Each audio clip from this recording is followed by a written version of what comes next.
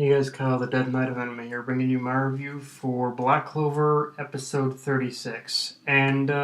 So, just to get right into it, no joke, this, at least the first half of this episode, had me feeling really bad for Finral. I mean, all the dude was looking for in that entire back and forth between him and his comrades and even his captain is that he was looking for a little is that he was looking for just a simple thanks, but his asshole teammates were just too consumed with acting like retards and douchebags to even give him the appreciation he deserves.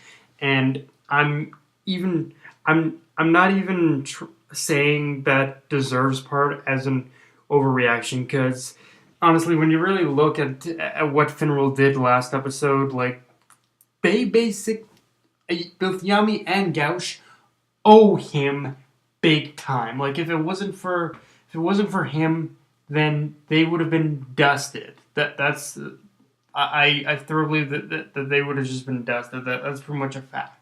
That's pretty much a fact. Like if it hadn't been for Finral, they would have been gone. so yeah, like for me, it's just one of those things where Yami Gauch, show a little fucking appreciation, would ya? I'm just saying. Yeah, it wouldn't hurt you to show a little bit fucking appreciation. Just getting it out there. But after that, we switch to a bit of a lengthy scene of seeing all the kids being brought back to the village, and actually, I'm not gonna lie, this actually brings up the first big problem I have with not just this episode, but also with this arc, which is that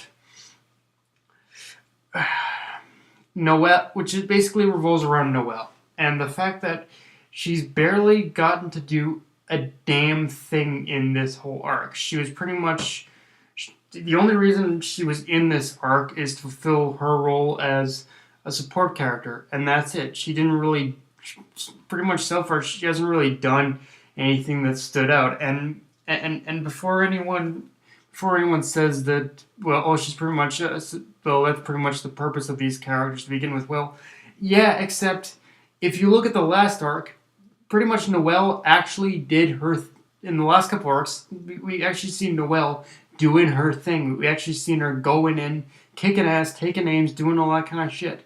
But here, pretty much Noelle's any progression that Noelle could have gotten kind of went on halt with this. Kind of went on halt with this arc, which is a little disappointing, honestly.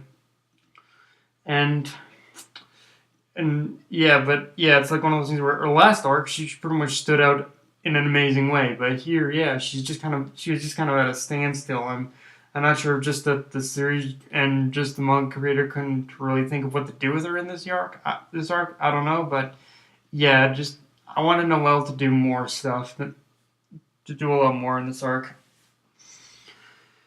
And of course, after that, we switch back to pretty much just we switch back after that to pretty much to Yami and Gauch basically picking on Finral more because like I said, dude, guys need to show a little fucking appreciation. But anyway, we basically cut back to that, and it goes into a little bit of more of the art, more of them acting like douchebags and trying to get Finral to bring them back. Which I'm not gonna lie, that particular part, if I had any problems with the whole argument thing in general, is that it did kind of slow the pacing down a little bit, but it wasn't too long, and it wasn't too long after that we see Licht getting back up in this episode from the three characters we saw shadowed in the last episode, they're basically a group called the Third Eye, and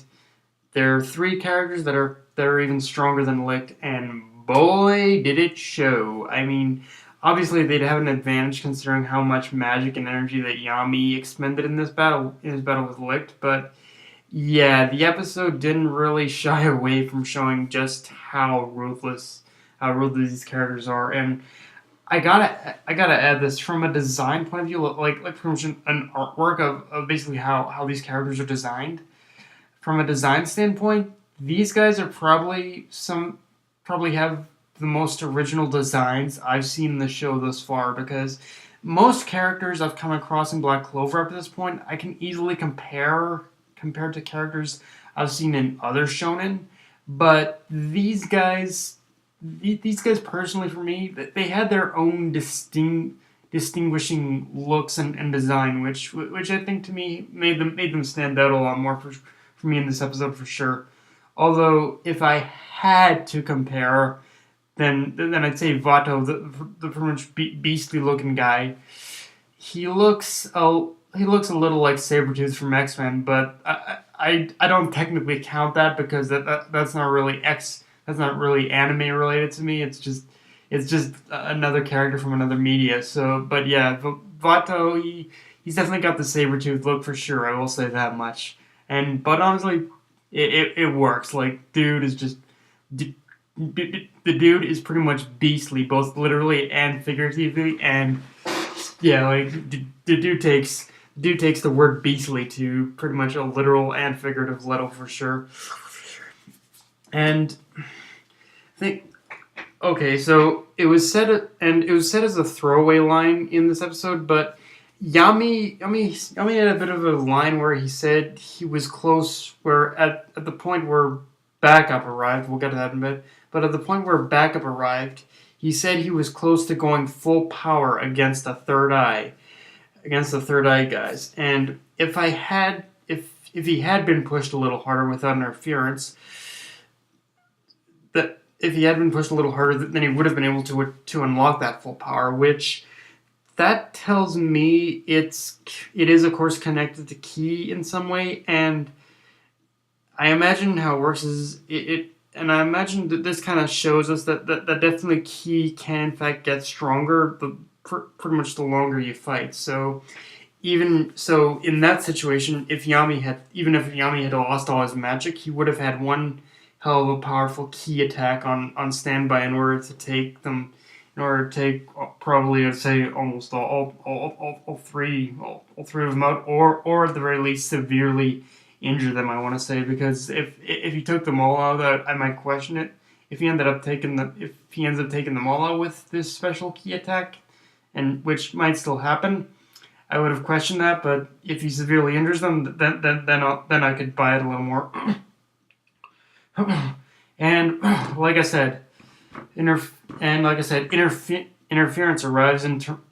and backup arrives in the form of the Magic Knight captains, being I think it's the captain of the Blue Roses, the Praying Mantises, and Jack the Ripper of the Praying Mantises. I think it's Roselia of the Blue Roses, and Noel's brother,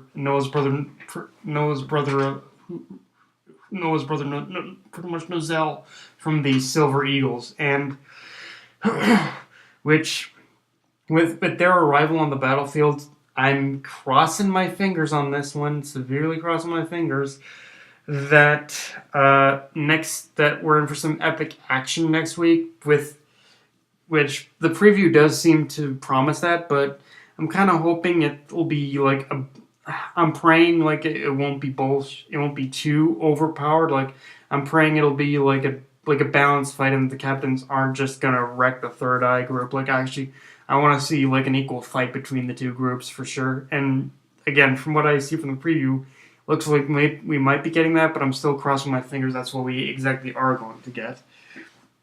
Now, we learn, of course, in this episode too, that Yuno isn't the only one with a magic familiar, and that Fauna, pretty much the pink-haired girl of the Third Eye group, has one as well, but hers is fire. And this kind of confirms that these familiars are basically their own specific type of magic and not necessarily bound to one specific type of grimoire, like I originally thought. Like, I thought that these creatures were only bound to like the four-leaf clover grimoires, but it turns out they're not.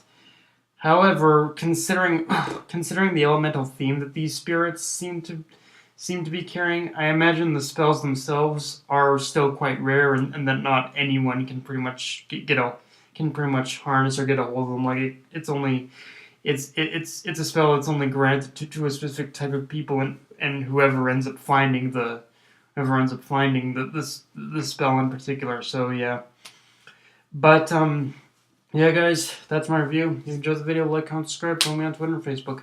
Death Knight of MMA, signing off. Later, guys.